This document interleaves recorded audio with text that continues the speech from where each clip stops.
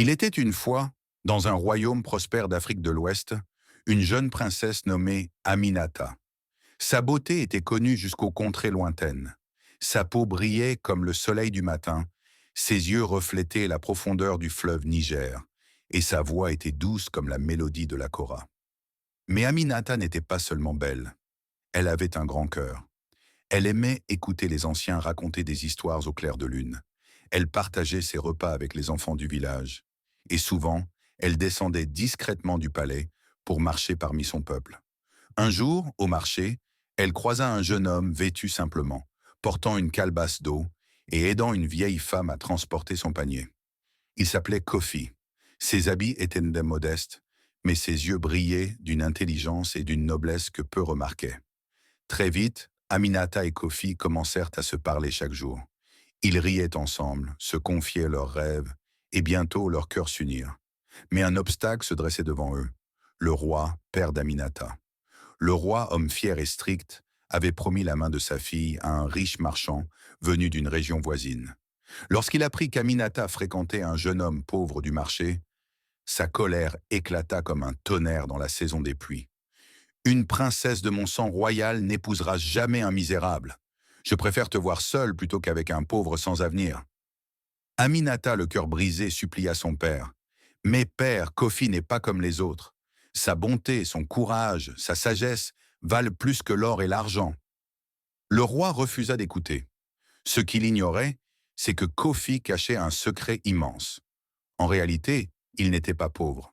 Kofi était le prince héritier d'un grand royaume voisin, venu incognito pour découvrir le monde et comprendre la vie de son peuple avant de monter sur le trône. Il avait choisi de vivre simplement, pour apprendre l'humilité et la valeur du travail. Mais par amour pour Aminata, il acceptait de se faire mépriser, car il voulait que son amour soit pur, libre de toute richesse et de tout titre.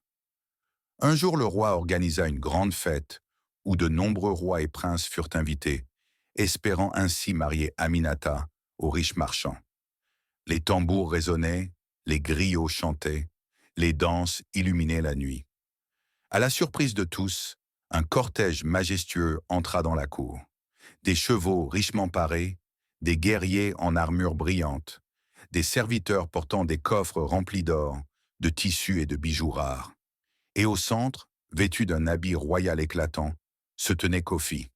Le roi écarquilla les yeux. « Mais c'est toi, le pauvre du marché ?»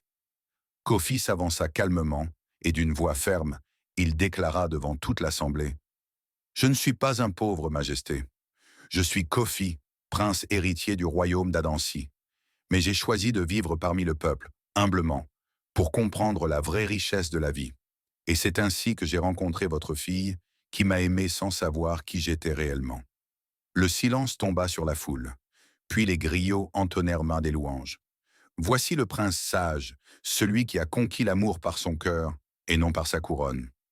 Le roi, touché et honteux de son orgueil, s'adoucit. Je comprends maintenant. Ta richesse n'est pas seulement ton or, mais ta sagesse et ton amour sincère. Si ma fille t'a choisi dans la pauvreté, alors elle mérite d'être reine à tes côtés. Aminata, les yeux remplis de larmes de joie, courut vers Kofi, et ce jour-là, sous le ciel étoilé d'Afrique, on célébra leur fiançailles avec danse, chants et festins. Les deux royaumes s'unirent, et Aminata devint reine aux côtés de l'homme qu'elle avait aimé non pour sa couronne, mais pour son cœur. Et l'on raconte encore aujourd'hui ce proverbe, inspiré de leur histoire. Celui qui regarde seulement la richesse oublie que le vrai trésor se cache dans le cœur.